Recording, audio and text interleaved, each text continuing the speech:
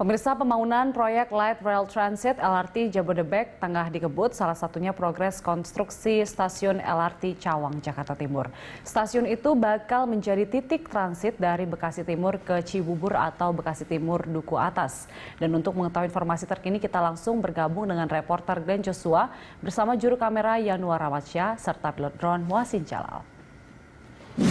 Ya, Glenn, sudah sejauh apa menurut pantauan Anda saat ini progres pengerjaan proyek dari stasiun Light Rail Transit di Cawang hingga saat ini?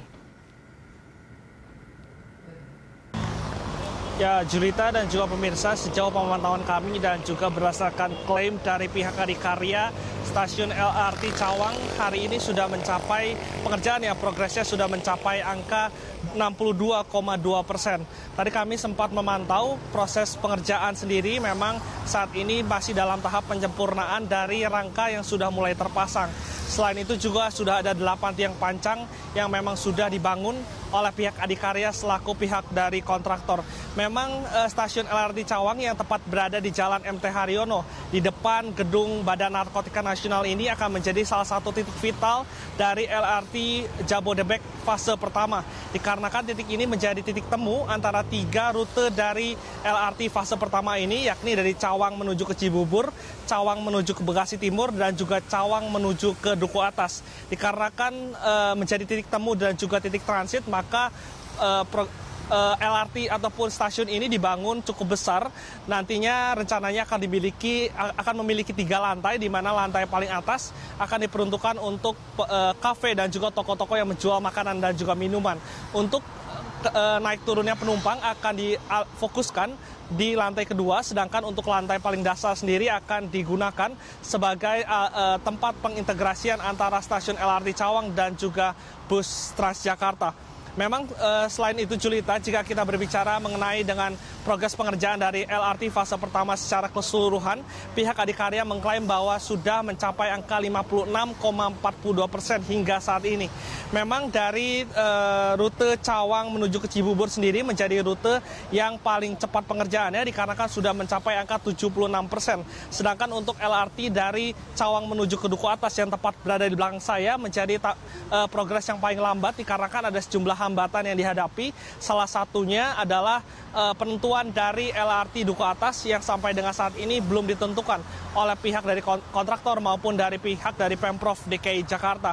Memang rencananya nanti LRT fase pertama ini total akan memiliki panjang sekitar 44,43 km dan nantinya akan ada 181 rangkaian kereta yang akan dibagi menjadi 181 gerbong yang akan dibagi menjadi 31 rangkaian kereta.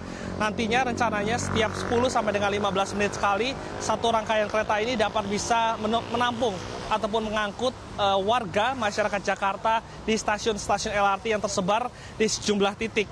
Memang untuk biaya sendiri, pihak dari Adikarya menjelaskan bahwa progres ataupun pengerjaan dari LRT ini biayanya mencapai 500 miliar per kilometer. Biaya ini memang sudah termasuk pembangunan jalur dan juga prasarana seperti infrastruktur dan juga depo serta juga stasiun-stasiun LRT. Memang angka ini sempat kemarin dikritisi oleh Wakil Presiden Republik Indonesia Yusuf Kala, namun pihak Adikarya mengklaim bahwa angka ini jauh lebih rendah dibandingkan dengan proyek LRT yang sama yang dibangun ataupun dikerjakan di negara lain. Seperti perbandingannya di Filipina ini, progres pengerjaan LRT di Manila mencapai angka 900 miliar per kilometer, sedangkan untuk LRT Kelana Jaya di Malaysia mencapai angka 800 miliar per kilometer, sedangkan untuk LRT di Houston di Amerika mencapai angka 650 miliar per kilometer. Sehingga Adikarya mengklaim bahwa proyek pengerjaan dari LRT Jabodebek ini menjadi salah satu dengan anggaran terendah dibandingkan dengan negara-negara lainnya. Julita. Dan juga progresnya sudah cukup baik. Bagaimana dengan rekayasa lalu lintas? Apakah ada diberlakukan di sana di sepanjang ruas jalan kawasan tersebut?